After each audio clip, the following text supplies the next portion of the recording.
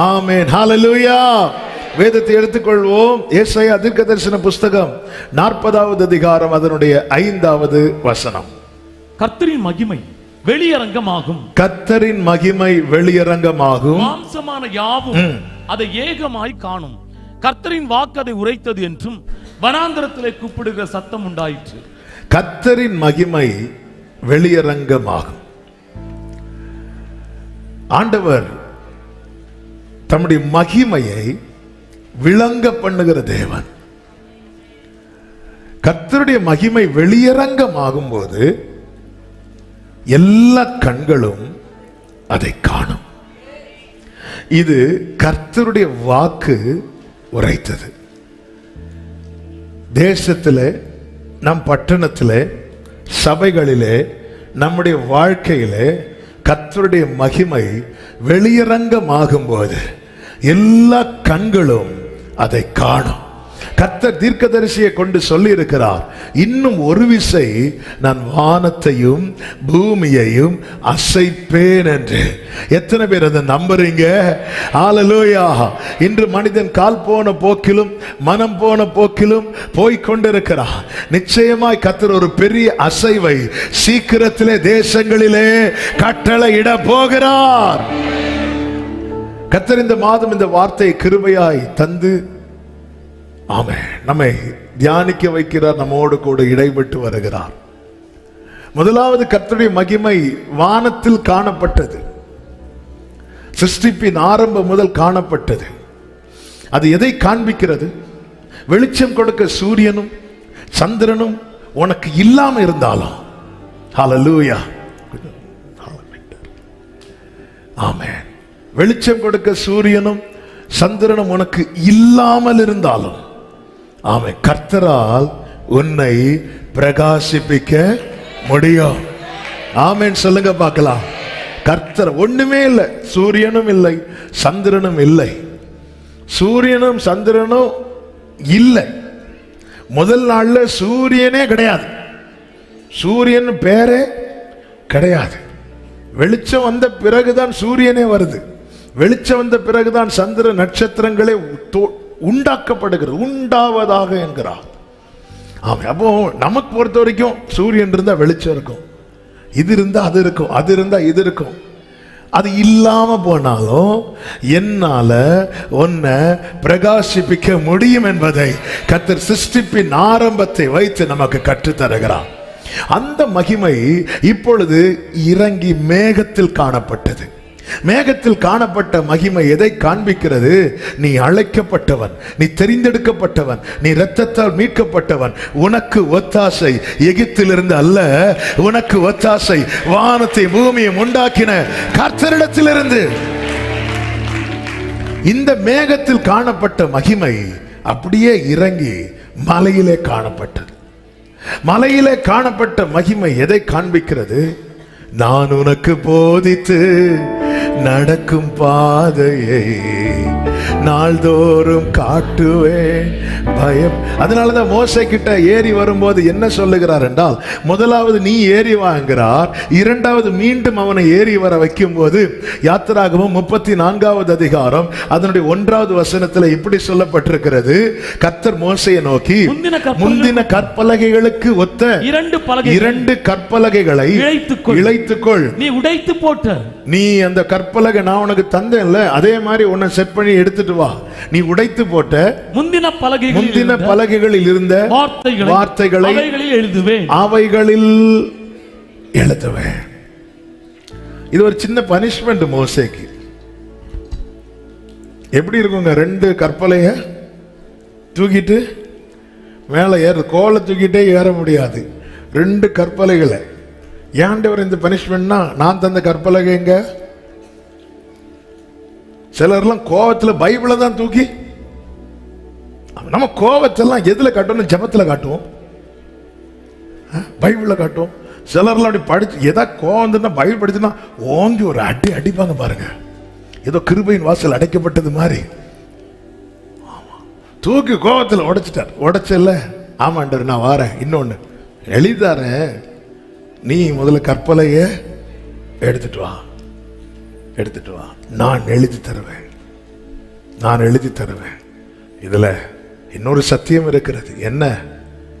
கற்பலகை உடைக்க முடியும், இந்த பேப்பரையும் கிழிக்க முடியும், ஆனா இதுல இருக்கிற வார்த்தைய யாருக்கும் ஒண்ணுமே செய்ய முடியாது.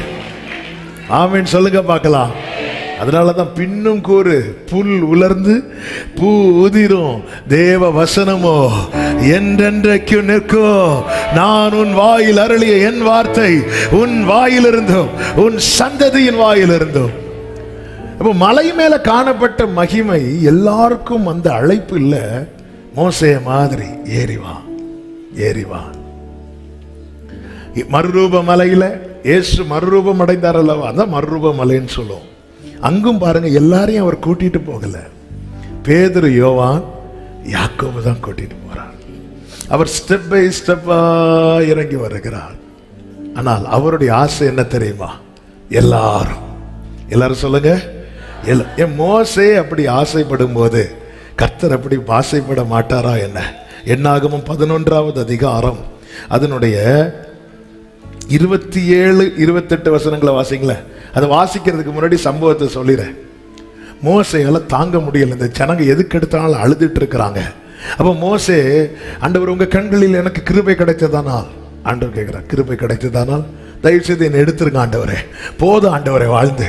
அன்னைக்கு கேட்டார், உங்க கண்களில் எனக்கு கிருபை கிடைத்ததானால் மகிமையை காண்பி தரணும். இன்னைக்கு வேற என்ன கேட்க போறான்னு பார்த்தா, உங்க கண்ணில் எனக்கு கிருபை கிடைச்சதுன்னா தயவு செய்து எடுத்துருங்க ஆண்டவரை, தாங்க முடியல நான் ஒருவனாய்.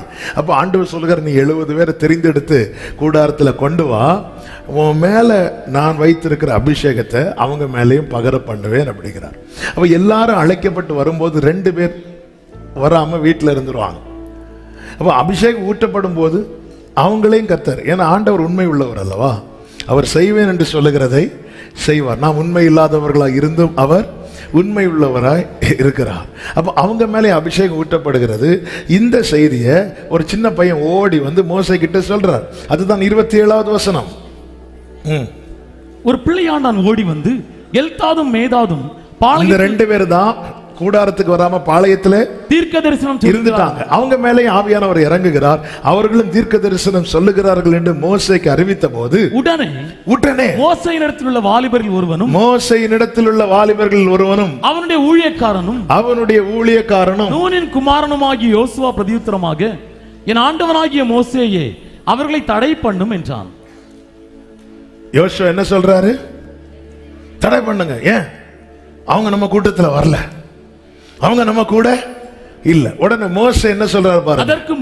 அதற்கு மோசே நீ எனக்காக வைராக்கியம் காண்பிக்கிறாயோ? கர்த்தருடைய ஜனங்கள் எல்லாரும் தீர்க்க தரிசனம் சொல்லத்தக்கதாய் கர்த்தர் தம்முடைய ஆவியை அவர்கள் மேல் இறங்க பண்ணினால் இருக்குமே என்றான்.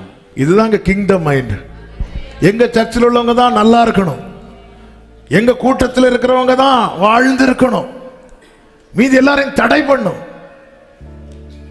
அப்பொழுது மோசே சொல்றாரு, எனக்காக வைராக்கியம் காண்பிக்கிறாயோ?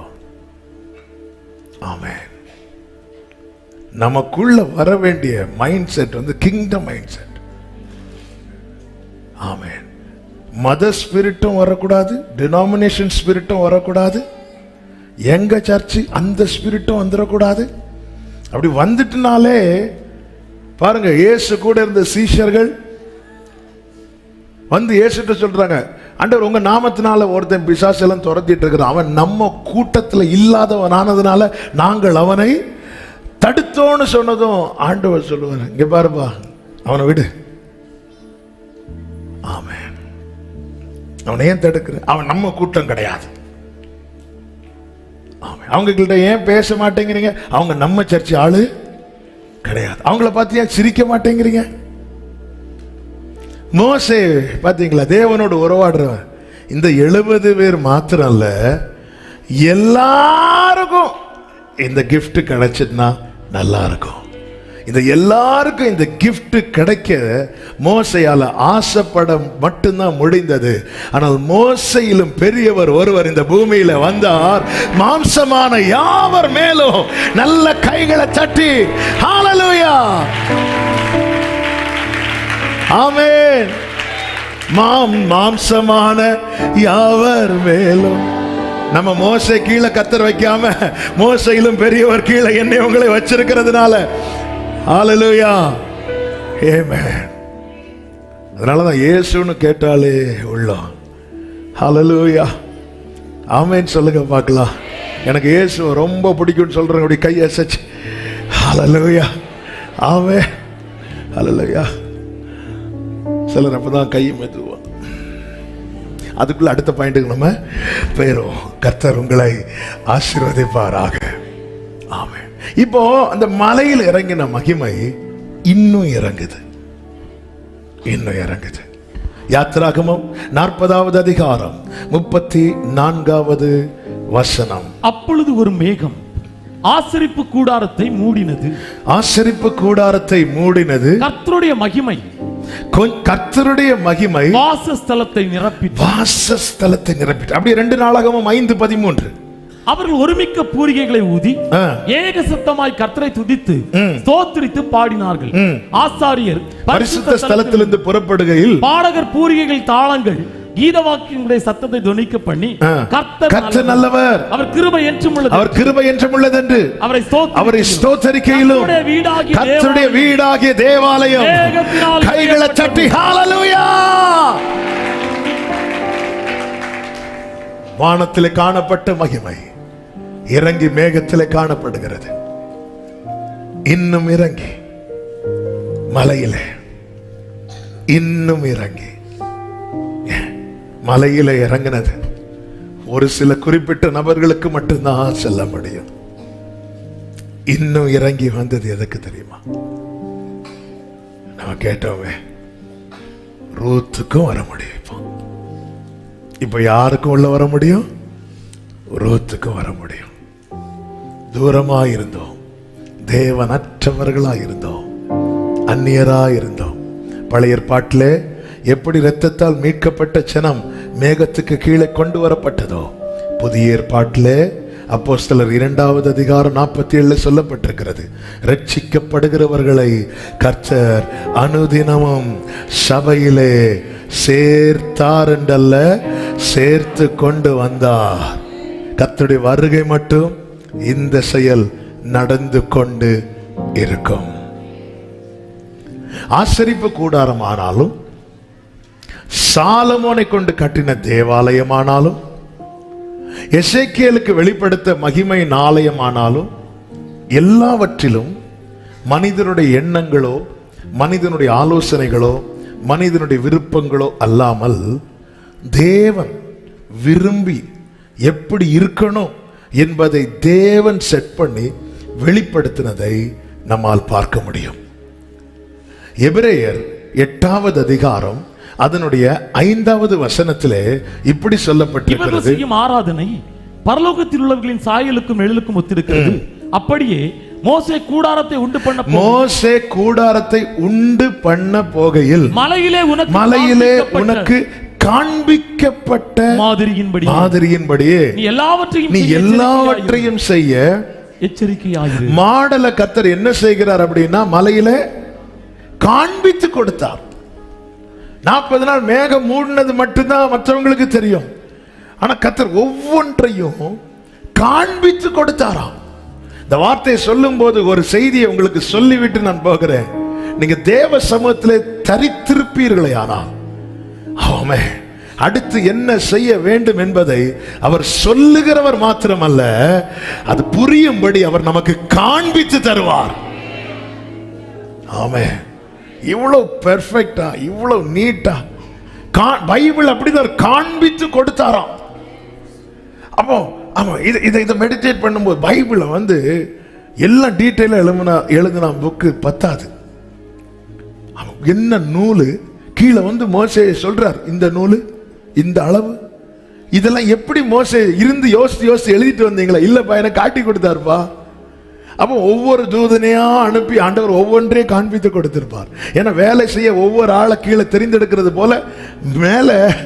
ஆமாம், இப்போ ஒரு தூதன் மோசே இந்த நூல் ஓகே, இந்த நூல் ஓகே ஓகே, இந்த மரத்தை யூஸ் பண்ணதில்ல ஓகே, ஃப்ரண்ட் இப்படி இருக்கணும், பின்னாடி இப்படி இருக்கணும். ஓகே, அந்த கர்ட்டனுடைய டிசைன் வந்து இப்படி இருக்கணும். ஓகே, எல்லாம் காண்பித்து ஏன்? கர்த்தருடைய வாசஸ்தலம் அது. ஆலயத்தில் மனிதனுடைய தனிப்பட்ட விருப்பமோ எண்ணமோ எதுவும் இருக்கக்கூடாது. தாவீது ஆலயம் கட்டணும்னு நிறைய சேகரித்து வைக்கும் போது ஆண்டவர் ஸ்டாப் பண்ணிட்டார். தாவீது, வேண்டாம், உன் பையன் கட்டுவான். ஆனா நான் உனக்கு அந்த மாடல் சொல்லி இருக்கிறேன், அதை நீ அவன்கிட்ட சொல்லு. 1 நாளாகமம் 28வது அதிகாரம் 12வது வசனம் 19வது வசனங்களிலே இப்படி சொல்லப்பட்டிருக்கிறது. 12வது வசனம், ஆவியினால் தனக்கு கட்டளையிட்டபடியெல்லாம் அவன் செய்ய வேண்டியது. 19வது வசனம், இந்த மாதிரியின்படி சகல வேலைகளும் எனக்கு தெரியப்படுத்த இவை எல்லாம் கர்த்தருடைய கரத்தினால் எனக்கு எழுதி கொடுக்கப்பட்டது என்றார். சாலமோனே, இன்னும் கொஞ்ச நாள்ல நீ பெரிய ஞானவனாய் மாற போற, பெரிய ஐஸ்வர்யவனாய் மாற போற. உன் ஞானத்தினால் உன் வீடு கட்டப்படுவதாக, ஆனால் என் ஞானத்தினால் என் வீடு கட்டப்படணும். ஹல்லேலூயா, ஹல்லேலூயா, ஹல்லேலூயா, ஆமென். அவர் விரும்பி வாசம் பண்ணுகிற ஸ்தலம் அவருடைய பிரியப்படி. இதை நான் ஆவிக்குரிய கண்ணோட்டத்தோடு சொல்லுகிறேன். நானும் நீங்களும் தேவனால் தெரிந்தெடுக்கப்பட்ட தேவனுடைய ஆலயம்.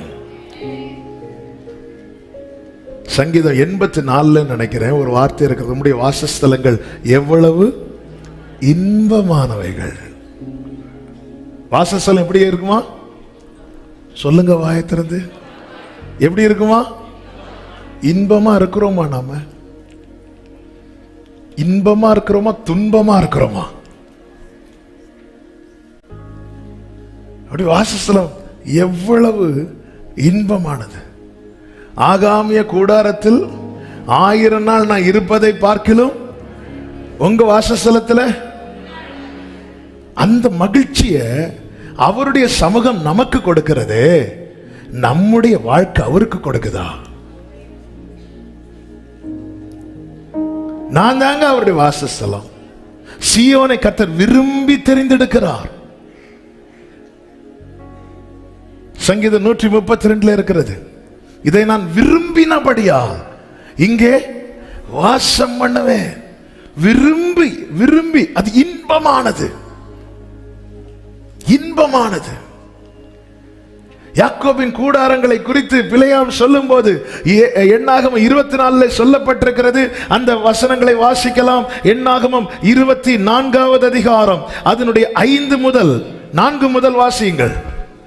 தேவன் அருளும் வார்த்தைகளை கேட்டு சர்வ வல்லவரின் தரிசனத்தை கண்டு தாழ விழும்போது கண் திறக்கப்பட்டவன் விளம்புகிறதாவது, யாக்கோபே உன் கூடாரங்களும், யாக்கோபே உன் கூடாரங்களும், இஸ்ரவேலே உன் வாசஸ்தலங்களும் எவ்வளவு அழகானவைகள், எவ்வளவு. ஆமென், ஹல்லேலூயா, ஆமென். செய்தி இன்னும் ஸ்டார்ட் பண்ணல, ஆனா ஆவியானவர் இந்த செகண்ட் சர்வீஸ்ல இந்த வேர்டை அப்படி நினைவுல கொண்டு வரார். வாசஸ்தலம் எப்படி இருக்கணுமா? சொல்லுங்க, எப்படி இருக்கணும்? சத்தமா இன்பமா இருந்தா தான் அழகா இருக்கும். அகத்தின் அழகு மன மகிழ்ச்சி, அது நல்ல ஔஷதம். அடுத்து முக மலர்ச்சிய தரும். எப்படி இருக்கீங்க? இருக்கு. வாசஸ்தலங்கள் இன்பமானவைகள். நம்ம வீட்டில் ஒரு 3 ரூம் இருக்குன்னு வச்சுக்கோங்களேன். எந்த ரூம்ல போய் தூங்க விரும்புவோம் தெரியுமா? எந்த ரூம்ல போய் இருக்க விரும்புவோம் தெரியுமா? எந்த ரூம் இருந்தா நம்ம கொஞ்சம் சமாதானமா இருக்கும்?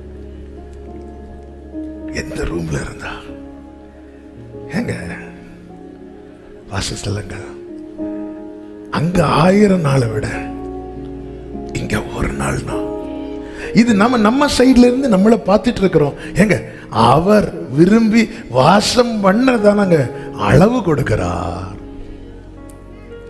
மோசே இங்க வா மோசே, இந்த பரலோக சாயலுக்கு ஒத்து இருக்கணும். நான் இங்க அவ்வளோ ஹாப்பியா இருக்கிறேன் மோசே, அவ்வளவு சந்தோஷமா இருக்கிறேன். எனக்கு இங்க சந்தோஷிப்பிக்கிற நதி இருக்கிறது. தேவன் அது நடுவில் இருக்கிறார், அது அசையாது. அதிகாலையிலே அதற்கு கர்த்தர் சகாயம் பண்ணுவார். அவ்வளோ ஹாப்பி. நான் அதை விட்டுட்டு உன்னை பிடிச்சு போய், எனக்கு உன்னை ரொம்ப பிடிக்கும் நீ, அவன் நான் அதனால இறங்கி வரேன், இறங்கி வரேன். பரலோகத்திலிருந்து இறங்கி மேகத்துல இருந்து இறங்கி மலையில இருந்து இறங்கி இப்ப நான் உன்கிட்ட வரேன். அதனால நீ எப்படி செய், என் இஷ்டப்படி. அதனாலதான் கல்லை வெட்டிட்டு வர சொன்னாரே தவிர கல்லை எழுதிட்டு வான்னு சொல்லல. நான் எழுதுறேன் உனக்கு, அதுல நான் எழுதுறேன் உனக்கு. என் சித்தமோ ஒன்றும் வேண்டாம். இந்த வார்த்தையை சொல்லும் போது நம்முடைய சபையை மட்டுமல்லாம, நம்முடைய குடும்பத்தை மட்டுமல்லாம, நம்முடைய தனிப்பட்ட வாழ்க்கை,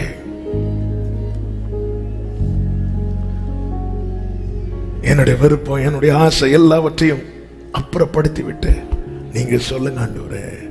சாலமோனே, நீ ஞானத்துல பெரியவனா இருக்கலாம், உன்னை போல ஞானவான் இந்த பூமியில் இனி இதுக்கு முன்னும் இதுக்கு பின்னும் இல்லாமலும் இருக்கலாம். ஆனா புரிஞ்சுக்கோ, அவருடைய வாசஸ்தலத்தை அவர் இஷ்டப்படிதான் செய்யணும். ஆமென். என்னை பார்த்து ஆண்டவர், என் வாசஸ்தலம் பாணி எவ்வளவு இன்பமானது அப்படி மட்டும் சொல்லிட்டாருன்னா என்ன சர்டிபிகேட்டுங்க இது. ஹல்லேலூயா, ஹல்லேலூயா, ஹல்லேலூயா, ஹல்லேலூயா, ஹல்லேலூயா. நம்ம கூடாரம். அவன் எனக்கு இந்த வீடு ரொம்ப பிடிச்சிருக்குப்பா, எவ்வளவு இன்பமானது. நீதிமான்களுடைய கூடாரத்தில் அந்த ரட்சிப்பின் கம்பீர சத்தம் கேக்குதான். அங்க கேட்டாலே கை உயர்ந்துருமா. கர்த்தர் வலதுகிற கர்த்தருடைய கை உயர்ந்திருக்கிறது. கையை எதுக்குங்க உயர்த்துவோம்? நிறைய அடையாளம் இருக்கு. அதுல ஒரு அடையாளம் என்ன தெரியுமா? நான் இருக்கிறேன். ஆமென். இந்த கூட்டத்திலிருந்து ஒரு ஆள் பேரை நான் சொல்லி கூப்பிட்டோன்னா கூட்டத்தில் இன்னும் இங்க இருக்கிறீங்களா அப்படின்னு சொன்னதை இருக்கிறேங்கிறத காண்பிக்க முதல்ல என்ன செய்வாங்க தெரியுமா?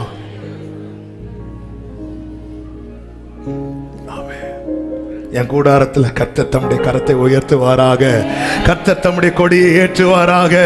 வாசஸ்தலம் இன்பமானது. அப்ப கர்த்தர் இறங்கி வருகிற கர்த்தருடைய சமூகம், கர்த்தருடைய ஆலயம் என்பது அவருடைய இஷ்டப்படி. இதுல ஒரு தனி மனிதனுடைய விருப்பம் இங்கே கிடையாது. இங்கே மோசேயினுடைய விருப்பம் இல்ல, ஆரோனுடைய விருப்பம் இல்ல, மிரியாமுடைய விருப்பம் இல்ல, ஜனத்தினுடைய விருப்பம் இல்ல. இது அவருடைய வாசஸ்தலம். இங்கே அவருடைய விருப்பம். உம்முடைய சித்தம் பரலோகத்தில் செய்யப்படுவது போல இந்த பூமியிலே. ஆமென். என்னை நான் தாழ்த்தி உம்மை, நல்ல கவனமா கேளுங்க, கர்த்தர் நல்லவர். சங்கீதம் 48:12 முதல் 14 வரை உள்ள வசனங்கள்ல இப்படி சொல்லப்பட்டிருக்கிறது. சீயோனை சுற்றி உலாவி, அதில் கொத்தளங்கள்னா டவர்ஸ். ஆமே, அதுல இருக்கிற டவர். ஆமா, கொத்தளங்களை எண்ணுங்கள். பின்வரும் சந்ததிக்கு நீங்கள் விவரிப்பதற்காக அதன் அலங்கத்தை கவனித்து அதன் அரமனைகளை உற்று பாருங்கள். அரமனைகளை நீ பாரு. கர்த்தருடைய வாசஸ்தலம் என்பது எப்படி கட்டப்பட்டிருக்கிறது. ஆசரிப்பு கூடாரம் துவங்கி சாலமோனின் தேவாலயம், எசேக்கியேலுக்கு தேவன் வெளிப்படுத்த மகிமையின் ஆலயம், அதுக்கும் தேவன் அளவு வைத்து ஒரு பிரமாணத்தை வச்சிட்டார். அந்த பிரமாணத்தின் பெயர் தான் பரிசுத்தம். நீ பாரு, நீ உற்று பாரு. அதை பார்த்துட்டு தலைமுறைக்கு சொல்லு. அவர் இறங்கி வருகிறார். எதற்காக ஆசரிப்பு கூடாரம் அல்லது ஆலயம்? ஒரு சில காரியங்களை வேதத்திலிருந்து சொல்லி நான் செபிக்க விரும்புகிறேன். கர்த்தர் நம்மோடு கூட பேசுவாராக. முதலாவது, இது சபை கூடும் இடம். வாசிக்கலாம். லேவியராகமம் 8வது அதிகாரம் அதனுடைய 3வது வசனம். லேவியராகமம் 8:3. சபையை எல்லாம் ஆசரிப்பு கூடார வாசலுக்கு முன்பாக கூடி வரச் செய். இது தேவனுடைய கட்டளை. கூடாரத்தை ரெடி பண்ணிட்டு சபையை எல்லாம் கூடி வரச் செய்.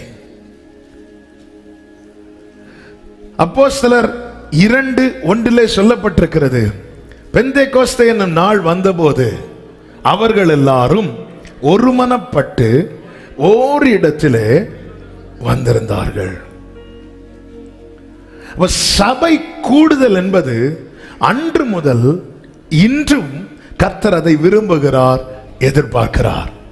எபிரேயர் 10வது அதிகாரம் அதனுடைய 25வது வசனத்திலே இப்படி சொல்லப்பட்டிருக்கிறது, சபை கூடி வருதலை சிலர் விட்டு விடுகிறது போல நாமும் விட்டு விடாமல் புத்தி சொல்ல கடவோம். நாளானது சமீபித்து வருகிறதை எவ்வளவாய் பார்க்கிறீர்களோ. புத்தி சொல்ல வேண்டும். கடைசி காலத்தின் அடையாளங்களில் ஒன்றுதான் சபை கூடுதலை விட்டு விடுவாங்க.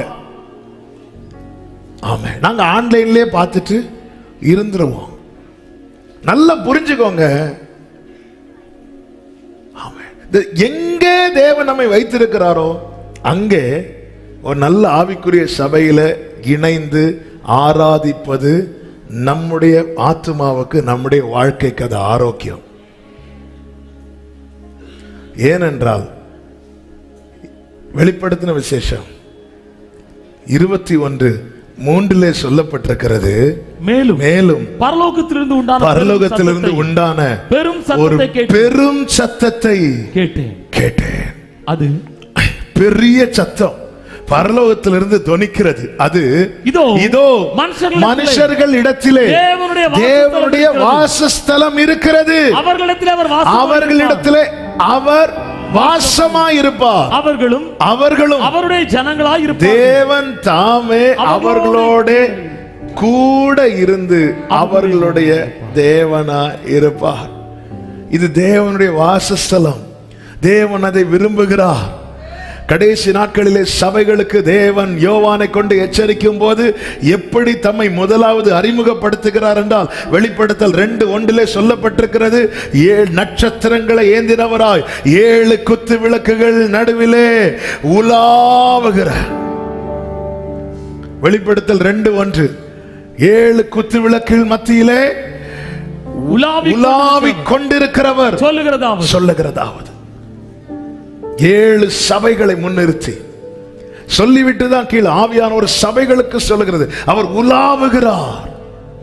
நாம் பாடுவோமே, எங்கள் மத்தியில்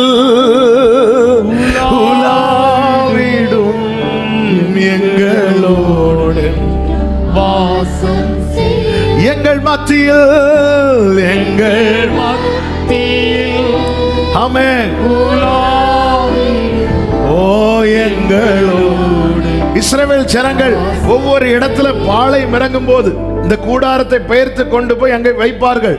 அப்பொழுது ஒவ்வொரு கோத்திரத்தையும் கர்த்தர் எங்க நிறுத்தி வைத்திருப்பார் பாத்தீங்கன்னா, எல்லாமே இந்த கூடாரத்தை சுத்தி தான் நிறுத்தி வச்சிருப்பார்.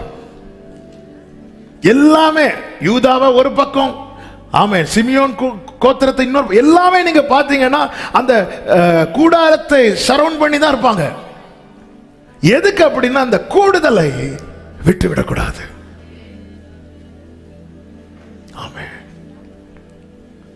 தேவன் அதை விரும்புகிறார், தேவன் அதை எதிர்பார்க்கிறார்.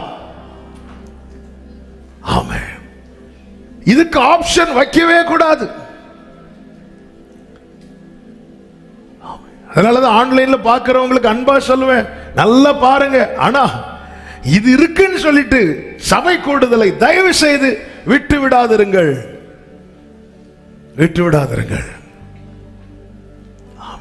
சண்டே ஆனா ஒரு சர்ச்சில் போய் தேவனை ஆவியோடு உண்மையோடு ஆராதிக்கிற ஒரு சபையில போய் கண்டிப்பா ஆராதிக்கணும். இல்லைன்னா நாமே நம்மை வஞ்சித்துக் கொண்டிருக்கிறோம். நம்ம சொல்ற சாக்கு போக்க தேவன் அங்கீகரிக்கவே மாட்டார். காரணம், சபையுடைய ஓனர் அவரு. நாம அட்டன் பண்ற கல்யாண வீடுகள் இருக்கும், நாம நடத்துகிற கல்யாணங்கள் இருக்கும். ரெண்டுக்கும் வித்தியாசம் உண்டு. அட்டன் பண்ற கல்யாண வீட்டில் இன்னொருத்தங்க வரலன்னா நம்ம ஃபீல் பண்ண மாட்டோம். ஆனால் நம்ம வீட்டில் ஒரு கல்யாணம்னு சொல்லிட்டு நம்ம ஒருத்தங்களை இன்வைட் பண்ணி அவங்க வரலன்னா நமக்கு வலிக்கும். பாஸ்டர்ஸ் வந்து ஓனர்ஸ் கிடையாது, பாஸ்டர்ஸ் வந்து ஃபவுண்டர்ஸ் கிடையாது. இது கிறிஸ்து என்கிற அஸ்திபாரமாகிய கல்லின் மேல் கட்டப்பட்ட சபை. சுய இரத்தத்தால் மீட்டவர் கிறிஸ்து. எனவேதான் கொரிந்து சபையினரில் ஒரு கூட்டத்தார் பவுலுக்காக வைராக்கியம் பாராட்டும் போது, எங்க பாஸ்டர் பவுல் சொல்லும் போது பவுல் வந்து தலையிலேயே கொட்டி கேட்கிறார், நானும் உனக்காக சிலுவையில் மறிச்சேன், பவுல் அவங்களுக்காக சிலுவையில் அறையப்பட்டான். இன்னைக்கெல்லாம் பாஸ்டர்ஸ் வச்சு போறது, ஆள் பார்த்து போறது. பவுல் வந்தா நாங்க போவோம், அப்போல்லோ வந்தா நாங்க போவோம், கேபா வந்தா நாங்க போவோம். பவுலா உங்களுக்காக சிலுவையில் மறைத்தான். தேவன் விரும்பி உலாவ வருகிறார். சபை கூடுதல் இது ரொம்ப முக்கியமானது. ஆமென். ஆசரிப்பு கூடாரம் எதற்காக? சபை கூடி வரணும். எல்லாம் யாத்திராகமம் 33வது அதிகாரம் 7வது வசனத்திலே சொல்லப்பட்டிருக்கிறது, கர்த்தரை தேடும் யாவரும் பாளையத்துக்கு புறம்பான ஆசரிப்பு கூடாரத்துக்கு போவார்கள். அவன் தேடுகிற இருதயம் இருந்தா அவங்க எழும்பிடுவாங்க, போவாங்க. அந்த தேடல் இருந்துன்னா அவங்களை அந்த தேடல் இருக்க விடாது. தேடல் இருந்தால் அந்த தேடல் என்ன சும்மா இருக்க விடாது. உன்னத பாட்டின் புஸ்தகம் 3வது அதிகாரம் 1, 2, 3, 4 வசனங்கள் நமக்கு நன்றாய் தெரிந்தது. என் படுக்கையிலே என் ஆத்துமநேசரை தேடினேன், தேடியும் நான் அவரை காணவில்லை. உடனே நான் எழுந்து, பாத்தீங்களா, உடனே அதான் தேடல் இருந்து, அதனால தேடி காணலன்னு நான் எழுந்து. பாளையத்துக்குள்ளே ஜனங்கள் அருவருப்பான விக்கிரகத்தை வச்சது மோசே கோவத்துல கூடாரத்தை பெயர்த்து பாளையத்துக்கு வெளியே, அதாவது தீமைக்கு தூரமாய் விலக்கி வைக்கிறான். அப்ப அந்த கூட்டத்துல எல்லாரும் வந்தாங்க, பைபிள் சொல்லல, கர்த்தரை தேடுகிற யாவரும். அவங்க அதுல சாக்கு போக்கு சொல்ல மாட்டாங்க, அது கொஞ்சம் மலை மேல இருக்குப்பா, அது கொஞ்சம் உயரமா இருக்குப்பா, அது கொஞ்சம் தள்ளி இருக்குப்பா. இவங்க இந்த சாக்கு போக்கு சொல்ல மாட்டாங்க. மற்றவங்க எல்லாம் சாக்கு போக்கு சொல்லி இருக்கும்போது கர்த்தரை தேடுகிற யாவரும், கர்த்தரை தேடுகிற யாவரும். ஆமென். மோசே மலை மேல நீ ஏறி வா, 2 கற்பலைகளை எடுத்துட்டு வான்னு சொல்லும் போது அதெல்லாம் கொஞ்சம் 2 பெரிய கல்லு துண்டை நீங்க கையில தூக்கிட்டு மலையில நடந்து பாருங்க. எதுக்கு கல்லை தூக்கிட்டு நடக்கணும், நம்மளை தூக்கிட்டு நடக்கிறதுக்கு? அவன் எப்படிங்க மோசையால போக முடிந்தது? தேடல் இருக்குல்ல, தேடல். ஏசாயா 26வது அதிகாரத்தில் ஆமே தீர்க்கதரிசி ஒரு வார்த்தையை சொல்லுகிறார் பாருங்கள். 26வது அதிகாரம் அதனுடைய 9வது வசனம். என் ஆத்துமா இரவிலே உம்மை வாஞ்சிக்கிறது, இரவிலே உம்மை வாஞ்சிக்கிறது, எனக்குள் இருக்கிற என் ஆவியா அதிகாலையிலும் உம்மை தேடுகிறேன். வாஞ்சித்து அந்த தேடல், அந்த வாஞ்சை இருந்ததுனால் அப்படியே ஆசையெல்லாம் நீர்தானையா, அந்த அந்த ஆவியில் அந்த தேடல் இருக்கு, அந்த வாஞ்சை. அதனால அவரால் ரொம்ப நேரம் தூங்க முடியலையா, அவர் எழுப்பிட்டார். எனக்குள்ள இருக்கிற ஆவியா. நம்ம எல்லாம் இன்னைக்கு கர்த்தர் இடத்தில் தானே தேடுறோம், கர்த்தரை தேடுறோமா? ஆபிரகாம் ஈசாக்கை அழைத்து கொண்டு மோரியா மலைக்கு போகும்போது ஆபிரகாம் சொல்லிட்டு போற, நானும் பிள்ளையாண்டானும் போய் தொழுது கொண்டு வருகிறோம் என்று சொல்லும் போது ஈசாக்கு கேட்கிறார், அப்பா பலிக்கான ஆட்டுக்குட்டி எங்கப்பா, எங்கப்பா பலிக்கான ஆட்டுக்குட்டி? என்ன தேடலுங்க. கர்த்தர் பார்த்து கொள்வார்ப்பா, கர்த்தர் பார்த்து கொள்வார். நம்பி மலை மேல ஏறான். நெருப்பு இருக்கு, விறகு இருக்கு, கத்தி இருக்கு.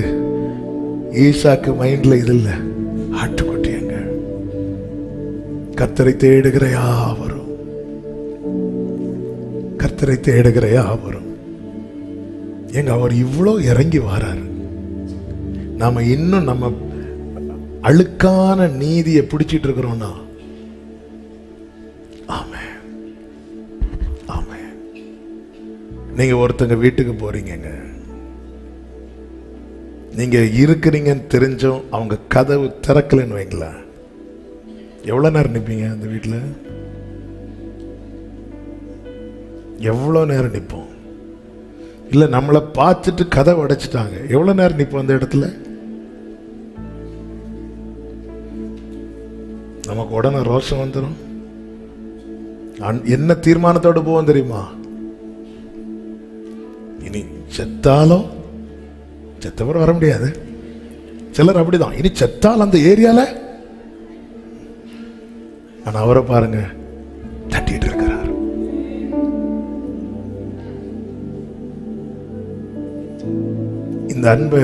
இந்த அன்பை நான் வந்து ஹர்ட் பண்றேன்னா நான் சாத்தானை விட மோசமானவன் தானே.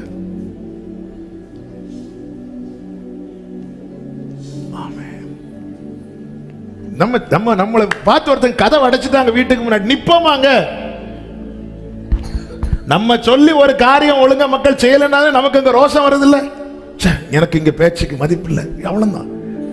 நம்ம ஒரு இடத்துக்கு போற, நம்ம முன்னாடி டமார்னு நம்மளை அடிக்கிறது மாதிரி கதவை வாங்கி அடிச்சதுக்கு அப்புறம் அந்த இடத்துல நிப்போமா? நம்ம ஒரு இடத்துக்கு போற, நம்மளை கண்டுக்கலனால அந்த இடத்துல இருந்து வெளியே போக தானே பாக்குறோம்.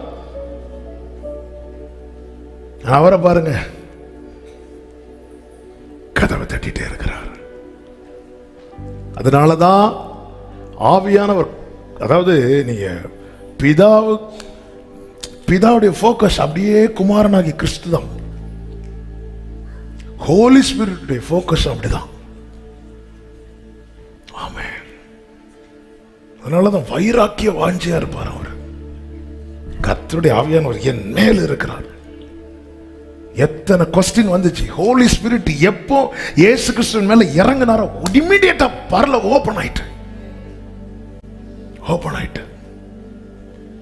இவர் யார் என்பதை காண்பிக்கிறது தான் ஹோலி ஸ்பிரிட்டுடைய மெயின் ரோல், முக்கியமான. யோவான் ஸ்நானன் சொல்லுகிறார், நானும் அவரை அறியாதிருந்தேன், ஆனா ஆவியானவர் எனக்குள்ள வந்து இவர்தான்பா வாதியில இருந்த வார்த்தை இவர்தான், தேவனிடத்தில் இருந்தவர் இவர்தான், தேவனா இருந்தவர் இவர்தான், மாம்சமாகி இறங்கி வந்தவர்.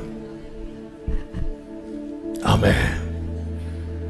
நான் ஆண்டவரை இன்னும் என் வாழ்க்கையில தட்ட வைக்கிறேன்னா, அவர் துன்பப்படுவதை அன்று ஒரு கூட்டம் ரசித்தார்களே, அந்த கூட்டத்தில் ஒருவன் நான்.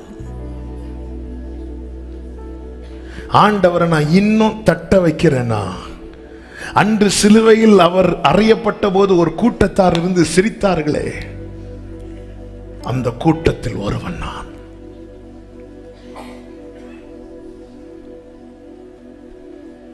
அவர் தட்டுறதுக்கு முன்னாடி நான் போய் கதவை திறந்துட்டேன்னா, அவர் வேதனைப்படுகிறதை விரும்பாதவன். நாம் யாரா இருக்கிறோம்? கர்த்தர் எவ்வளவு இறங்கி வரார் பாருங்க, எவ்வளவு இறங்கி வரார் பாருங்க. எதற்கு? கோடி வரிசை ஒருமித்து அன்று சாலமோன் தேவாலயத்தில் அவர் நல்லவர், அவர் வல்லவர், அவர் கிருபை அப்படி பாடும்போதே ஆவியானவர் இறங்கி ஒருமித்து. தாவீது சொல்லுகிறார், நாம் ஒருமித்து அவருடைய நாமத்தை உயர்த்துவோமாக. இங்க சீனியர் ஜூனியர்லாம் வித்தியாசமே இல்லை, ஒருமித்து. ஹல்லேலூயா. சேராபீன்களை பார்க்கிறார். யாரு? ஏசாயா. சேராபீன்கள் தங்களை பார்த்து விடக்கூடாது என்பதற்காக தங்களை கம்ப்ளீட்டா கவர் பண்ணி,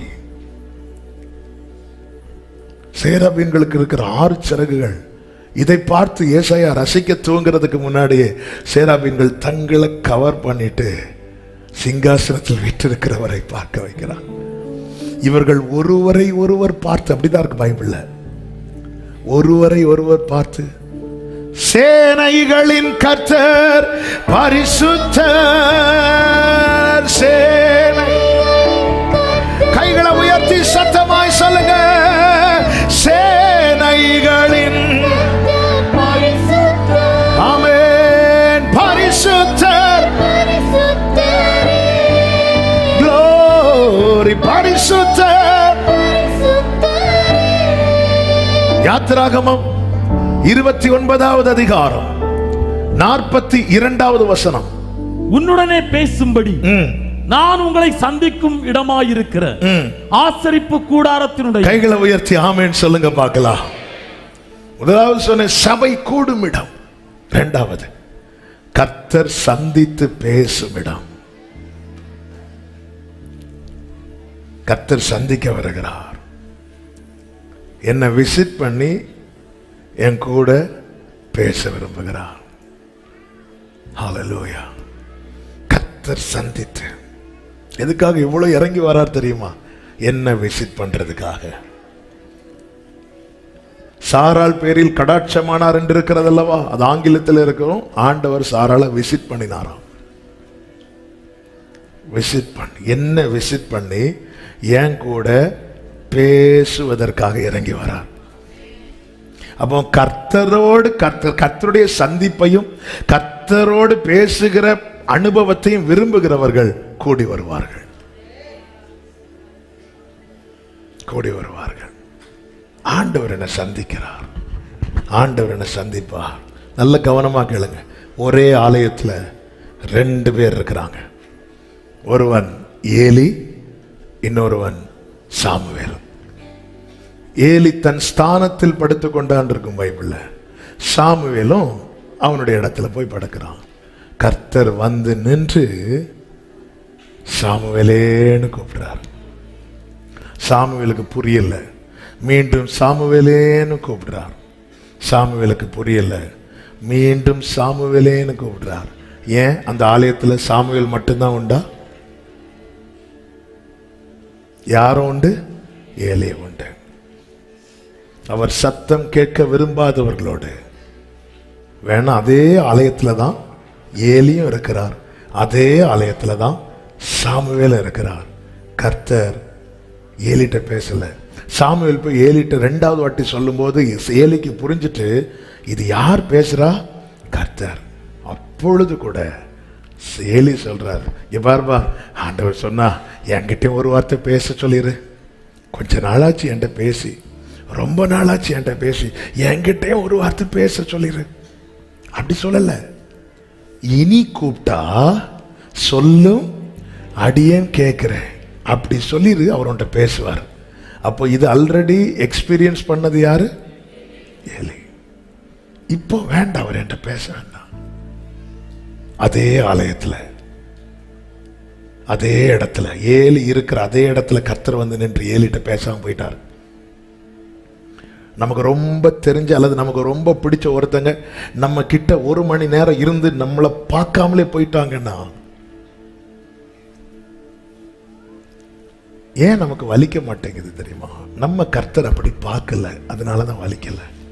அவர் பேசினா என்ன, பேசலைன்னா என்ன? எனக்கு டெய்லி வேண்டிய கிருபையை தாங்க. எனக்கு ஒவ்வொரு விண்ணப்பத்தை நான் வைப்பேன், அதெல்லாம் நீங்க வாய்க்க பண்ணுங்க. நம்ம வார்த்தையை அப்படிதானங்க தேடுறோம். இந்த திருமண காரியத்துக்கு கர்த்தர் எனக்கு என்ன சொல்ல விரும்புகிறார் சொல்லிட்டாரா? ஆமேன், முடிஞ்சு. வேலை காரியத்துக்கு கர்த்தர் எனக்கு என்ன சொல்ல விரும்புகிறார், அதை தாண்டி ஆண்டவர் என்கிட்ட வேற ஏதாவது சொல்ல விரும்புறீங்களா? ஆண்டவரே என்கிட்ட ஏதாவது பேசுறீங்களா? ஆண்டவரே என்கிட்ட ஏதாவது உங்களுக்கு பேசணுமாப்பா? இவ்வளோ வந்து பேசுறாரு. ஒரு சின்ன பையன்கிட்ட பேசுறாரு. நான் இத்தனை வருஷம் இந்த ஆலயத்தில் இருக்கிறேன். என்கிட்ட கர்த்தர் ஒரு வார்த்தை, அவர் சந்திக்கிறார். அவர் வந்துட்டார். இங்கேதான் இருக்கிறார். ஏலி, நீ ஒரு ஸ்தானத்துல படுத்து கொண்டிருக்கிற அதே இடத்துல தான் கர்த்தர் இருக்கிறார். ஆனா நீ அறியல, நீ விரும்பல. ஆனா இது கர்த்தர் என்று தெரிஞ்சதும் அங்கிருந்து சத்தம் வந்தாலே சாமுவேல் சொல்லுகிற வார்த்தை, சொல்லும் அடியேன் கேட்கிறேன். அவன் வாழ்க்கையில கவனிங்க, கர்த்தர் சந்தித்து பேசுவதை விரும்பி அர்ப்பணிக்கிறான் தெரியுமா? அவன் வார்த்தையில, அவன் வாழ்க்கையில அவர் சொன்ன ஒரு வார்த்தை கூட தரையிலே விழுந்து போக விடமாட்டார். விடமாட்டார். நீர் பேசாவிட்டால் நான் உடைந்து ஒரு குலைந்து போவே. நீர் பேசாவிட்டால் நான் உடைந்து சலமோ கரமா அந்தரா லகதரா என் கூட விரும்புறவங்க அப்படியே கைகளை உயர்த்தி பேசாம மட்டும் என் கூட பேசுங்கப்பா, என் கூட ஆமென். நல்லா புரிஞ்சுக்கோங்க. ஆமென். நான் ஏறி சர்ச்சுக்கு வர்றதல்ல பெருசு, அவர் இறங்கி வர்றதுதான் பெருசு. மோசே நான் அந்த இடத்துல சந்தித்து பேசுவேன். யாத்திராகமம் 33:17 சொல்லப்பட்டிருக்கிறது, ஒரு சிநேகிதனோடு பேசுவது போல கர்த்தர் மோசையோடு முகமுகமாய் பேசுறாராம். அது நியாயப்பிரமாண காலம், இது கிருபையின் காலம். அவ எப்படி பேசுவார்? இந்த மலைக்கு மேல வந்துட்டுனாலே, அவரோடு கனெக்ட் ஆயிட்டாலே, பிரமாணம்லாம் இருக்கட்டும், கனெக்ட் ஆனதுக்கு அப்புறம் அதனாலதான் ஆவியினால் நடத்தப்படுகிறவர்களுக்கு ஆக்கினை தீர்ப்பு இல்ல. பிரமாணம் ஜட்ஜ் பண்ணவே முடியாது. ஆவியினால் நடத்தப்படு, அவன் வேற மண்டலத்துக்கு போயிடுவான். அதனாலதான் மோசே யாராவது ஏதாவது சொன்னா அவருக்கு இருக்க முடியாது. எவ்வளவு பெரிய மார்க்கத்தை நமக்கு உண்டு பண்ணி இருக்கிறார். ஏங்க, அன்னைக்கு உடன்படிக்கை பெட்டிக்குள்ள என்ன இருக்குதுன்னு பார்க்க ஆசைப்பட்டு பார்த்து செத்து போயிட்டாங்க. ஆனா இன்னைக்கு திறந்ததுக்கு அப்புறம் நம்மளால பார்க்க விருப்பம் இல்லாம இருக்கிறோம்னா, அன்னைக்கு தொட விரும்பி தொட்டு செத்து போயிட்டான். இன்னைக்கு தொடும்படியாக, இங்க பாரு, என் கையை பாரு, தொடுப்பா, என் காலை பாரு, தொடுப்பா. இப்படி ஒரு மார்க்கத்தை திறந்து வைத்த பிறகும் வேண்டாண்டவர், நாங்க தூரத்துல இருந்து பார்த்துட்டு போயிடும். ஆமென். கர்த்தர் விரும்பி சந்தித்து பேசுகிறார் சிநேகிதனோடு. என்னுடைய ஒரு 10 விண்ணப்பங்களை நான் கொண்டு போய் 10க்கும் பதில் கிடைச்சதை நான் எழும்புறேன்னா, நான் அவர்கிட்ட பழக வரல, நான் அவர்கிட்ட வாங்க வந்திருக்கிறேன். விண்ணப்பங்கள் எல்லாம் இருக்கட்டும். ஆண்டவரே, உம்மோடு செலவிடும் ஒவ்வொரு நிமிடமும் வீணாக போகாதையா, என்னை பலவான மாற்று. ஆமென் சொல்லுங்க பார்க்கலாம். ஆசரிப்பு சபை கூடுமிடம், தேவன் சந்தித்து பேசுமிடம். ஆமென். 3வது சங்கீதம் 66:13, சர்வாங்க தகன பலியோடு உமது ஆலயத்துக்குள் பலி செலுத்துகிற இடம், ஆராதனை செலுத்துகிற இடம். இந்த சர்வாங்க தகன பலியோடு என்று சொல்லும் போது அது எதை காண்பிக்கிறது தெரியுமா?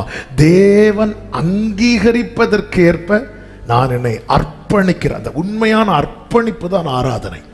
லேவியராகமம் 1வது அதிகாரம் இந்த சர்வாங்க தகன பலியை குறித்து சொல்லும் போது 3வது வசனத்திலே கர்த்தர் சொல்லுகிறார், அவன் செலுத்துவது மாட்டு மந்தையிலிருந்து எடுக்கப்பட்ட சர்வாங்க தகன பலியானால் அவன் பழுதற்ற ஒரு காளையை செலுத்துவானாக. கர்த்தருடைய சந்நிதியில் தான் அங்கீகரிக்கப்படும்படி அவன் அதை ஆசரிப்பு கூடார வாசலிலே கொண்டு செலுத்துவானாக. அப்போ பலி செலுத்துறது எதற்கு தெரியுமா? தேவன் என்னை அங்கீகரிக்க. 2 பேர் ஆராதிக்க போனார்கள் என்று வேதம் சொல்லுகிறது. ஒருவன் காயின், இன்னொருவன் ஆபேல். 2 பேரும் பலி செலுத்தினார்கள். ஆனால் கர்த்தர் காயினையும் அவன் காணிக்கையையும் அங்கீகரிக்கவில்லையாம், ஆபேலையும் அவன் காணிக்கையும் கர்த்தர் அங்கீகரித்தார். நான் அங்கீகரிக்கப்பட அவருக்கு உகந்த ஆராதனை செலுத்தப்படுகிற இடம். அப்ப ஆராதிக்கிறது என்பது எனக்கு எது, இந்த பாட்டு பாடினா எனக்கு பிடிக்கும். சில இடத்துல மீட்டிங் நடந்துட்டு இருக்கும் போதே பேப்பர்ல கொடுத்து விடுவாங்க, நேயர் விருப்பம் இந்த பாடல் பாடவும். வேற வழி இல்லை, கடைசியில் அவங்களுக்கு பாடுது. ஆனா ஆராதனை என்பது எந்த பாட்டு பாடினா எனக்கு பிடிக்கும்னு பாடக்கூடாது. இப்ப நான் என்ன பாடுனா அவருக்கு பிடிக்கும். ஆமே ஆமே. எந்த பாட்டு பாடினா எனக்கு பிடிக்கும் நான் பார்க்க கூடாது. இப்போ நான் என்ன பாடுனா அவருக்கு பிடிக்கும். அதனாலதான் தாவீதை குறித்து பெரும்பாடுள்ள ஸ்திரீ அவருடைய வஸ்திரத்தை தொடர்றதுக்கு பின்னாடி போறா, தாவீது இருதயத்தை தொட பின்னாடி போறான். என்ன செஞ்சா அவருக்கு பிடிக்கும். அதனாலதான் தாவீது தன் வீட்டை குறித்து யோசிக்காம ஆலயத்தை குறித்து யோசிச்சுட்டே இருந்தான். என்ன செஞ்சா அவருக்கு பிடிக்கும், என்ன செஞ்சா. அப்படி சிலர் தாவீதை உசுப்பேத்தி விட்டு இங்க பாரு, அதெல்லாம் அந்த காலம் தோல்ல தூக்கிட்டு வர்றது. நமக்கு தான் நல்ல வசதி வந்துட்டுல, நல்ல ரதத்துல உடன்படிக்கை பெட்டி தூக்கிட்டு வந்து தாவீதம் சரின்னு சொல்லிட்டு தூக்கிட்டு வந்தா விழுந்துச்சு பாருங்க அடி. ஓடுறாரு தாவீது, ஓடி போய் பைபிளை திறந்து பார்க்கிறார். எப்படிங்க தாவீதை விடுவார் ஆண்டவர்? ஒரு சின்ன தவறு நடந்ததை ஓடி போய் பைபிள் எடுத்து பார்க்கிறார். பாத்தீங்களா? ஆமே. என் வாழ்க்கையில ஒரு சின்ன தடுமாற்றம் வரும்போது நான் அதை திருத்திக் கொள்ள இந்த பைபிளை திறப்பேன் என்றால் நான் காக்கப்படுவேன். நம்ம உடனே எதை திருப்பி பார்க்கிறோம்? கூகுள் இதுக்கு என்ன சொல்லப்பட்டிருக்கு? தாவீது பைபிள் எடுத்து பார்த்து, ஓ ரைட் ரைட் ரைட். உடனே லேவியர்லாம் கூப்பிடுறான், எல்லாரும் பரிசுத்தம் பண்ணுங்க. என்ன ஆண்டவர் சொல்லி இருக்கிறாங்க? நம்ம தோல்ல தானே தூக்கிட்டு வரணும், நம்ம ஏன் அதை மாத்துறோம்? ஆமே. திருப்பி தூக்கிட்டு வராங்க. எந்த நிலையில பயந்து ஓடனானோ அதே இடத்துல தாவீது துள்ளி குதித்து தேவனை மகிமைப்படுத்துகிறான். நம்முடைய வாழ்க்கையில காரியங்கள் சரி செய்யப்படும் போது நாம் பயந்து ஓடின இடத்துல கர்த்தர் நம்மை நிறுத்தி பயன்படுத்துவார், மகிமைப்படுத்துவார். ஆமென் சொல்லுங்க பார்க்கலாம். ஆராதனை, ஆராதனை. நான்காவதாக தேவ நடத்துதலை அறியும் இடம். யாத்திராகமம் 40வது அதிகாரம் 36வது 37வது வசனம். வாசஸ்தலத்திலிருந்து மேகம் மேலே எழும்பும் போது இஸ்ரவேல் புத்திரர் பிரயாணம் பண்ண புறப்படுவார்கள். மேகம் எழும்பாதிருந்தால் அது எழும்பும் நாள் வரைக்கும் பிரயாணம் பண்ணாதிருப்பார்கள். தேவ நடத்துதலை அறியும் இடம். தேவ சமூகத்தில் கூடி வர வைத்து, ஆமென், சித்தம் என்ன, சித்தத்தை அறியணும். அப்போஸ்தலனாகிய பவுல் தேவன் கிருபையாய் சந்திக்கிறார். அதன் பிறகு அவனுக்கு நான் என்ன செய்ய சித்தமாயிருக்கு, நீ தமஸ்குவுக்கு போ, நான் உனக்கு தெரிவிக்கிறேங்கிறார். தமஸ்குவில் அனனியாவை கொண்டு காரியங்கள் வெளிப்படுத்தப்படுகிறது. இப்பொழுது கொஞ்ச காலம் அப்போஸ்தலர்களோடு தேவ சபையோடு கூட பவுலும் பர்னபாவும் இருக்கிறார். இப்பொழுது இவர்கள் எல்லாரும் சேர்ந்து ஆராதிக்கிறார்கள். அப்போஸ்தலர் 13வது அதிகாரம் 2வது வசனம். அவர்கள் ஆராதித்து உபவாசம் பண்ணி, வாசிங்க, அவர்கள் கர்த்தருக்கு ஆராதனை செய்து உபவாசித்துக் கொண்டிருக்கிற போது பர்னபாவையும் சவுலையும் நான் அழைத்த ஊழியத்துக்காக அவர்களை பிரித்து விடுங்கள் என்று பரிசுத்த ஆவியானவர் திருவுளம் பற்றினார். அவங்க சபையாய் கூடி ஆராதித்து ஜெபித்து கொண்டிருக்கும் போது ஆவியானவர் திருவுளம் பற்றுகிறார். இந்த சபை கூடுதல்ல அநேக பரலோக மேன்மைகளை ஒரு தேவ பிள்ளையால அனுபவிக்க முடியும். ஹல்லேலூயா. சர்ச்சு எதுக்கு கூடுறோங்க? சும்மா சண்டே ஆனா போய் கொஞ்ச நேரம் அட்டென்மெண்ட் இல்ல. ஆமென். திருவுளம் பட்டுகிறார். வழிநடத்தல் மேகம் எழும்பும். பாருங்க, சிக்லாக்ல இருக்கிற தாவீதின் குடும்பத்தை சத்துருக்கள் பிடித்து கொண்டு போனது உடனே தாவீது ஓடல. தாவீது ஏபோத்தை கொண்டு வர வைக்கிறான். அது ஆசாரியன் தரித்து கொள்ளக்கூடியது. அதை கொண்டு வர வைத்து ஆராதனை செய்து தேவ சமூகத்திலே ஆலோசனைக்காய் காத்திருக்கிறான். நாம் போகலாமா ஆண்டவரே, நாம் பிடித்து கொள்ளலாமா? அந்த இடத்துல எப்படி தாவீதுக்கு இப்படி கேட்க முடிஞ்சது? நாம இருந்தா எப்படியாவது அப்படித்தானே கேட்போம். ஆனா தாவீது அப்படி அல்ல. ஏன்னா தாவீதுக்கு தெரியும், அவன் கர்த்தர் நல்லவர் என்பதை ருசித்து பார்த்தவன். God's plan always perfect and best. நான் நினைக்கிறதை விட, நான் சிந்திக்கிறதை விட, என் வாழ்க்கையில என் குடும்பத்தை குறித்து, என்னை குறித்து என் தேவன் நினைக்கிறது, சிந்திக்கிறது, அது எட்டவே எட்டாது. ஆமென். ஹல்லேலூயா. ஒரு பிள்ளைக்காவது நான் அப்பா மாட்டேனான்னு சொல்லிட்டு கூடாரத்துக்குள்ள ஆபிரகாம் இருந்து சிந்தித்து கொண்டிருக்கும் போது வெளியே வந்து, இங்க பாரு, உனனா அநேக ஜாதிகளுக்கு தகப்பன். ஆமென். ஹல்லேலூயா. சில காரியங்களை கேட்கறதுக்கு நல்லா இருக்கும். ஆமென். நடக்காதுன்னு தெரிஞ்சாலும் சில காரியத்தை பேசிட்டு இருப்போம் தெரியுமா? சில டூருக்கெல்லாம் பிளான் பண்ணுவாங்க. எப்படியும் நடக்காதுன்னு தெரிஞ்சாலும் சும்மா பிளான் தானே போகணும், அப்படியே அமெரிக்கா போற மாதிரி பிளான்ல. ஆனா ஆண்டவர் அப்படி இல்லை, அவர் நிர்ணயித்துட்டார். அவர் தீர்மானிச்சிட்டார். அவர் யோபு சொல்றார், அவரும் ஒரே மனதா இருக்கிறார். என்ன ஒரே மனம்? யோபுவே, உன் முன்னிலைமையை பார்க்கிலும் உன் பின்னிலைமைய நான் ஆசீர்வதிப்பேன். யோபு என்ன கேட்கிறார்? எனக்கு முந்தின சீர் இப்பொழுது இருந்து. அவரோ ஒரே மனதா இருக்கிறார். முந்தின சீர்லாம் தரமாட்டீங்களா? அப்போ பிந்தின சீர் இதை விட பெஸ்டா இருக்கும். முன்னிலைமை பார்க்கலாம் பின்னிலைமை. என் வாழ்க்கையில, என் குடும்பத்தில், என் பிள்ளை வாழ்க்கையாகட்டும், என் குடும்பம் ஆகட்டும், என் எதிர்காலம் ஆகட்டும், ஆண்டவருடைய பிளான் தான் எப்பவுமே பெஸ்ட்னு சொல்றவங்க மாத்திரம் முழு பலத்தோடு கைகளை தட்டி ஆமென் ஆமென் சொல்லுங்க பார்க்கலாம். ஹல்லேலூயா. நம்ம எல்லாம் சூழ்நிலை மாறும்போது ஜெபத்தெல்லாம் மாத்துறோம். கர்த்தர் வார்த்தையை மாற்ற மாட்டார். ஆபிரகாம், இஸ்மாவேல் உமக்கு முன்பாய் பிழைப்பானாங்க. ஏன் ஜெபத்தை மாத்துறீங்க ஆபிரகாமே? அது நான் கிழவன். அவருக்கு இப்படிதானங்க நம்ம மாத்திட்டே இருக்கிறோம். கடைசியில் எவ்வளவு மாத்திரம், எவ்வளவு ஏதாவது கடைசியில் ஃபர்ஸ்ட் இதுதான் இப்படிதான் அப்படி சொல்லிட்டு கடைசியில் எப்படி வந்துடும்? ஏதாவது நடந்தா போதும், ஏதாவது நடந்தா போதும். அவரோ ஒரே மனதா இருக்கிறார். அதனாலதான் பேதுருட்ட சொல்லுவார் ஆண்டவர், நான் செய்கிறதை, யோவான் 13 இருக்கு, வீட்டில் போய் வாசிப்போம். நான் செய்கிறதை இப்பொழுது அறியாய், இனிமேல் அறிவாய். ஆமென் ஆமென். இப்பொழுது அறியாய். தெரியாததுனாலதான் பேதுரு மாதிரி தடுக்கிறோம். இவைகள் சம்பவிக்க கூடாது, இது நடக்கவே கூடாது, இப்படி ஆயிரவே கூடாது.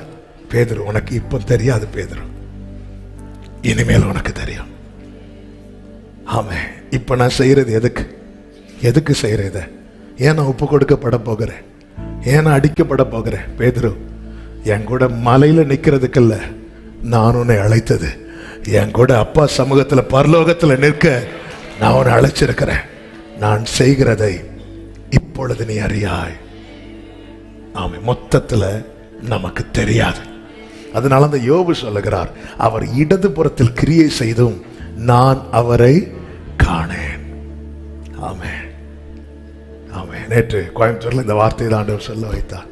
உண்மையில் அவர் என்ன செய்கிறார்னு தெரியாது, ஆனா ஒண்ணு தெரியும், ஏதோ ஒண்ணு செஞ்சிட்டு இருக்கிறார். இந்த பகல் வேளையில கர்த்தரை நம்புறவங்க, அவரை நான் அப்பான்னு அழைக்கிறது உண்மைன்னு சொல்றவங்க, அவங்க வலது கரத்தை உயர்த்தி சொல்லுங்க, அவர் என்ன செய்யறாருன்னு எனக்கு தெரியாது, ஆனா ஏதோ ஒண்ணு செய்யறாருன்னு எனக்கு தெரியும், ஏதோ ஒன்று செய்யறாருன்னு எனக்கு தெரியும், ஏதோ ஒன்று செய்யறாருன்னு எனக்கு தெரியும்.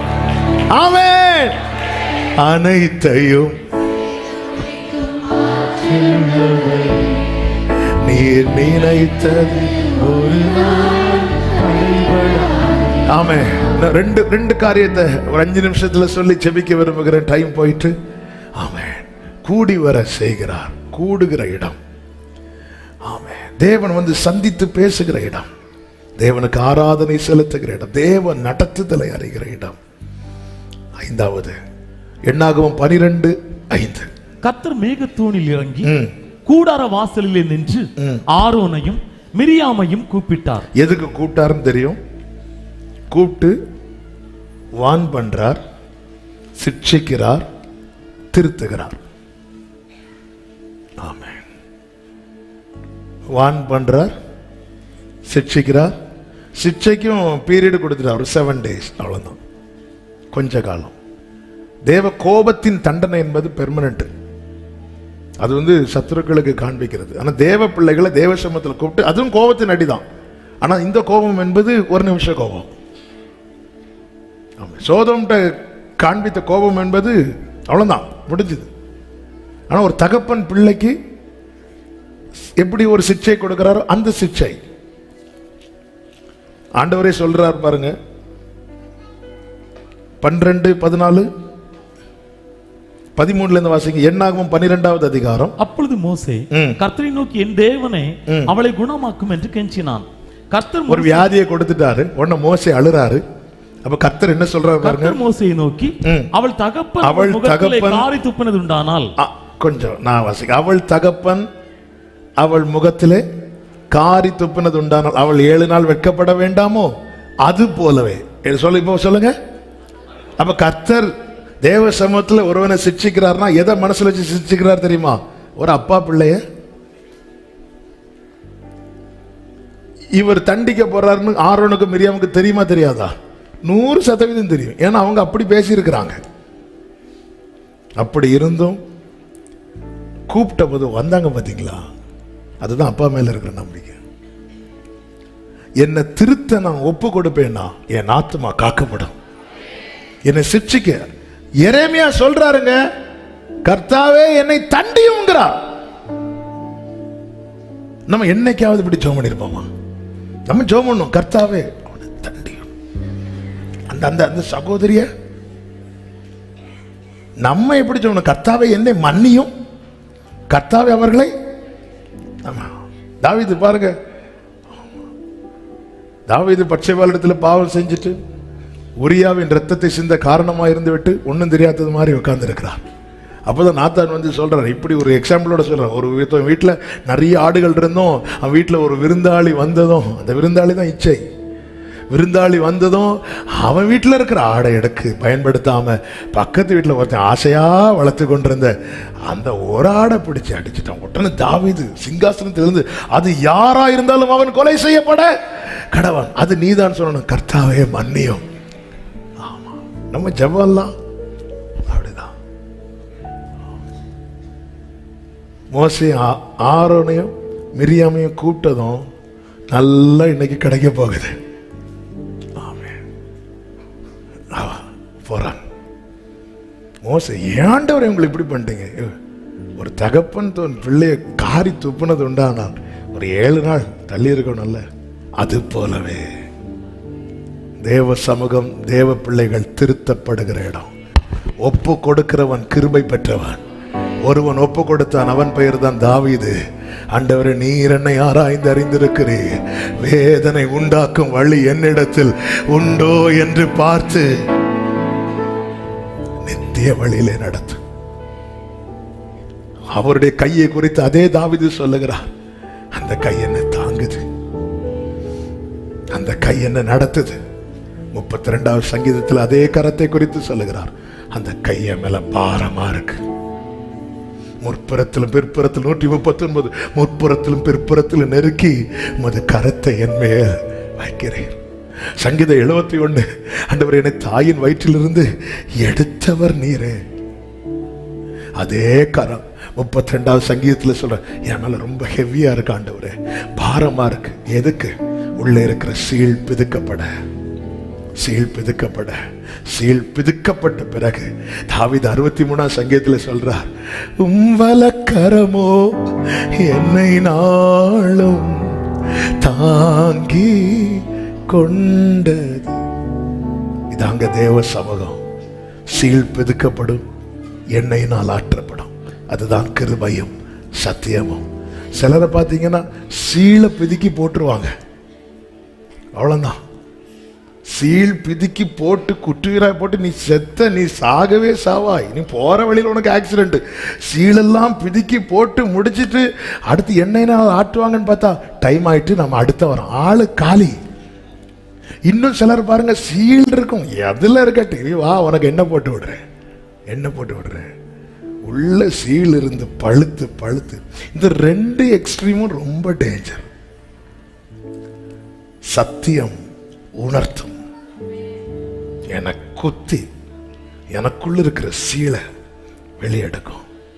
கிருபை என்னை அணைக்கும், என்னை தேற்றும். அற்ப காலம் மூண்ட கோபத்தினால் இமைப்பொழுது என் முகத்தை உனக்கு மறைத்தேன், ஆனாலும் நித்திய கிருபையுடன் உனக்கு இறங்குவேன். கிருபை என் மேல் இருக்கிற பாவத்தை அகற்றும். சத்தியம் என்னை வழி நடத்தும். யாரும் உன் மேல உன்னை குற்றவாளியா தீர்க்கலையாமா? இல்ல ஆண்டவரே, நானும் உன்னை குற்றவாளியாய் தீர்க்க மாட்டேன். தேங்க்ஸ் ஆண்டவரே. இங்க பாரு, இனி இதான் கிருபையும் சத்தியமும். அதுதான் தேவ சமூகம். அதுதான் ஆவியானவர் வெளிப்படுத்துகிற வார்த்தை. இல்லைன்னா வேதம் வான் பண்ணுகிறது, எழுத்து கொல்லும். நான் ஒரு ஆளை மனசுல வச்சுட்டு நான் ஒரு செய்தி எடுப்பேன்னா அந்த செய்தியால் அந்த ஆளை என்ன செய்ய போறேன்? கொல்ல போறேன்னு அர்த்தம். ஆவியானவர் தருகிற வார்த்தையை பேசினா, விரியன் பாம்பு குட்டிகளேன்னு சொன்னாலும் அங்க மனம் திரும்புதல் உண்டாகும். இது இதுதான் சத்தியம், இதுதான் உண்மை. திருத்தப்படுகிற இடம். தாவீது மாதிரி எத்தனை பேர் நீங்க ஒப்பு கொடுக்குறீங்க? திருத்துங்க ஆண்டவரே. எரேமியா சொல்ற, ஆண்டவரே என்னை தண்டியும், ஆனால் மட்ட லைட்டா தட்டுங்க ஆண்டவரே. ஓங்கி அடிச்சா நான் செத்துருவேன்ப்பா, நீங்க லைட்டா தட்டினீங்கன்னா. ஆண்டவர் சொல்லுகிறேன், ஜனமாகிய குமாரத்திய நான் வேறு எந்த பிரகாரம் நடத்துவேன்? திருத்தப்படுகிற இடம். சங்கீதம் 36:8 திருப்தி உண்டாகிற இடம். உம்முடைய ஆலயத்தில் உள்ள சம்பூரணத்தினால் திருப்தி. எல்லாரும் இந்த வார்த்தையை சொல்லுங்க. திருத்திட்டார்னா திருப்தி. ஆமே, திருத்தி திருப்தியாக்குவார். சங்கீதம் 65:9 வாசிங்க. 65:9-10. இப்படி நீர் அதை திருத்தி. 9 தேவனை பூமியை விசாரித்து அதற்கு நீர் பாய்ச்சுகிறீர். தண்ணீர் நிறைந்த தேவ நதியினால் அதை மிகவும் செழிப்பாக்குகிறீர். இப்படி நீர் அதை திருத்தி அவர்களுக்கு தானியத்தை விளைவிக்கிறீர். அத திருப்தி. ஆண்டவர் உங்க சமூகத்துல வந்திருக்கிறேன்ப்பா, உங்க பிரசனத்துல வந்திருக்கிறேன். என்னை திருத்தி, என்னை திருப்தியாக்கும். என்னை சந்தித்து என்னோடு பேசும். என் ஆராதனைகள், ஜெபங்கள் எல்லாம் ஆண்டவரே உமக்கு உகந்ததாய் இருப்பதாக. சபை கூடுதல என் வாழ்நாள் முழுவதும் நான் பின்தொடரணும். அதை நான் மிஸ் பண்ணிடக்கூடாது. எல்லாரும் எழுந்து நிற்கலாமா ஆண்டவர் சமூகத்துல? ஆமென். ஹல்லேலூயா, ஹல்லேலூயா. Thank you Lord. அப்பா, என்னை முழுவதும் அர்ப்பணித்தேனையா. உயிரோடு இருக்கும் நாளெல்லாம் உமக்கு சொந்தமையா. அப்பா, அப்பான்னு சொல்லி, அப்பான்னு சொல்லி. சலபகர பலரா ரிமமகரா. 2 கைகளை உயர்த்தி அர்ப்பணித்தே. அப்பா, அர்ப்பணித்தே. ஆமென். ஆவி ஆத்மா. ஆமென். ஆவி விரும்பி சொல்லுமா, வானம் திறக்கணும், வானம் திறக்கணும், தெய்வம் பேசணும். ஆமென். தெய்வம் நேச மகன் என்று நித்தம் சொல்லணும்பா, நித்தம் சொல்லணும் ஆண்டவரே. சலமகராதனலரே. மேகமே, மேகமே வந்தால் போதுமே, வந்தால் போதும். எல்லாம் நடக்கும் ஆண்டவரே, எல்லாம் நடக்கும் ஆண்டவரே. நீங்க வேணும்பா, எனக்கா இறங்கி வந்தவரே. உங்க வழி நடத்துதலை அறிய கிருபை தாரும். எத்தனை பேர் விரும்பி கேட்பீங்க? வாழ்க்கை பயணத்திலே முன் சென்ற மேகமே, வாழ்க்கை பயணத்திலே, வாழ்க்கை பயணத்திலே, ஆமே நடக்கும் பாதை தானே, நடக்கும் நாள்தோறும் காட்டுமே. நடக்கும் பாதை தானே நாள்தோறும், நாள்தோறும். ஒரு விஷயம் கூட கேளுங்க, வாழ்க்கை பயணத்திலே ஆண்டவரே, அப்ப நீங்க தான் நடத்தணும், என்னை தனியா விடக்கூடாது. உங்க இஷ்டப்படி, உங்க சித்தப்படி, உங்க விருப்பப்படி நீங்க நடத்துங்க ஆண்டவரே. நடக்கும் பாதைகளை நாள்தோறும் காட்டுங்க ஆண்டவரே, நாள்தோறும் காட்டுங்க ஆண்டவரே. க்ளோரி மலகதனரம செரே. ஹல்லேலூயா. மேகமே, மேகமே,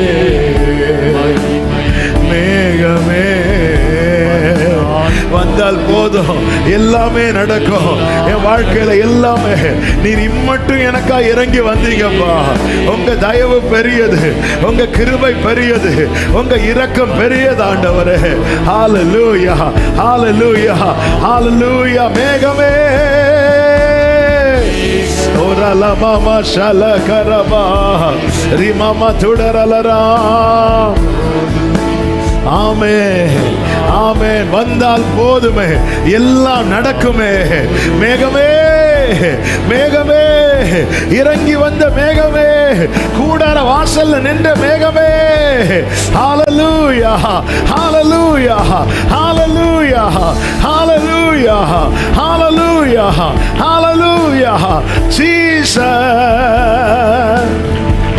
ஹalleluya. ஒரே ஒரு வார்த்தையை சொல்லி ஜெபித்து அர்ப்பணிக்க ஏவப்படுகிறேன். அப்படியே முடிந்து விரும்புகிறவர்கள் 2 கைகளை உயர்த்தி. திருத்தப்படுகிற இடம், நான் திருத்தப்படுகிற இடம், என்னை திருப்தியாக்குகிற இடம் உங்க சமூகம். கம்ப்ளீட்டா சரண்டர் பண்றேன். ஆண்டவரே, வேதனை உண்டாக்கும் வழி என்னிடத்தில் உண்டோ என்று பார்த்து ஆண்டவர்கிட்ட சொல்ல முடியுமா? ஆண்டவர் திருத்த முயற்சித்தாருங்க. காயினை திருத்த, நீ நன்மை செய்தால் மேன்மேல். அவன் விரும்பாம போயிட்டான். நீங்க விரும்பி கொடுத்துட்டீங்கன்னா அவர் திருத்துவார். நாம மண்ணுங்க, நாம நம்மளை வணைய முடியாது.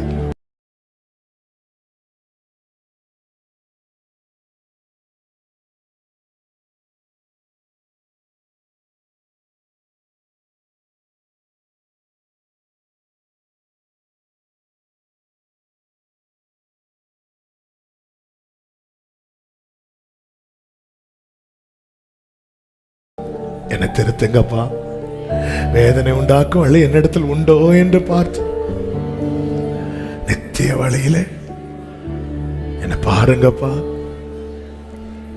என்னை பாருங்க ஆண்டவரே, என்னை திருத்துங்க ஆண்டவரே. அர்ப்பணிங்க, பார்க்கலாம். ஒரு 2 நிமிஷம் நீங்களே ஜெபம் பண்ணுங்க. ஏதோ ஒரு பிரசங்கம் கேட்டோம் ஆமீன் போட்டு போனோன்னு இல்லை, இவ்வளவு இறங்கி வரார், இவ்வளவு இறங்கி வரார், இவ்வளவு இறங்கி வரார். ஆமென்.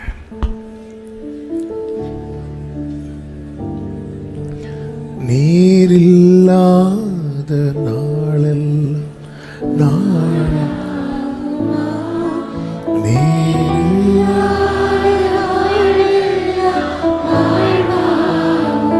ஆமே, நீரில்லா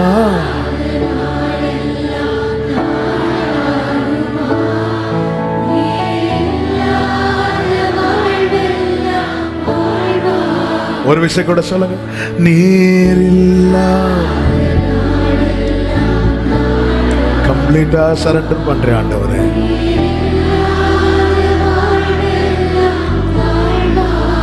நீரில்லாத நில்லா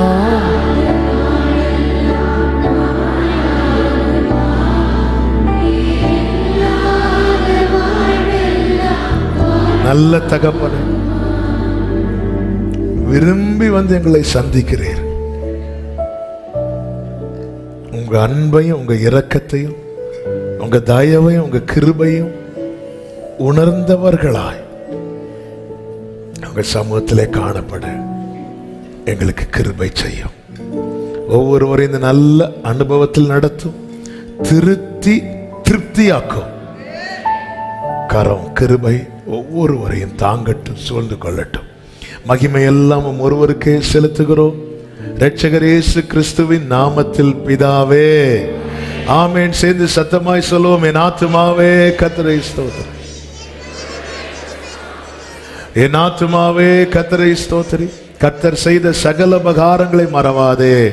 ஆமென். நம்முடைய கர்த்தராகிய இயேசு கிறிஸ்துவின் கிருபையும் பிதாவாகிய தேவனுடைய அன்பும் பரிசுத்த ஆவியானவருடைய ஐக்கியமும் சிநேகமும் பாதுகாவலும் நம் அனைவரோடும் எல்லா பரிசுத்தவான்களோடு கூட கர்த்தருடைய வருகை மட்டும் தங்கி இருப்பதாக.